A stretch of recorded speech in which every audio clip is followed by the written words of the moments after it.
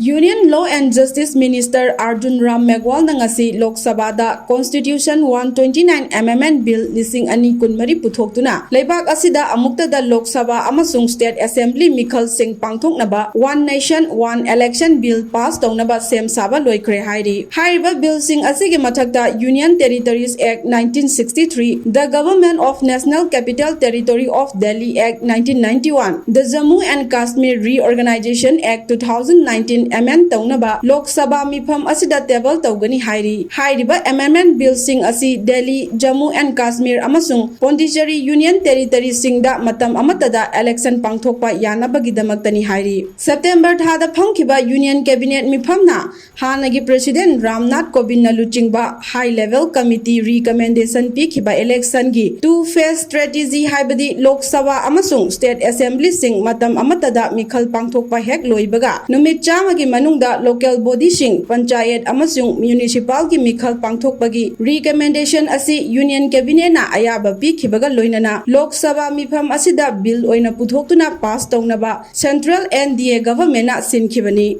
Leingak pairiba NDA government na di hariba bill asi matam manghandaba amadi mikhalda paisa sanghandaba oigani haina chaungna support tauri adubu opposition India bloc na makhoigi oiba bill asida reservation sing thamli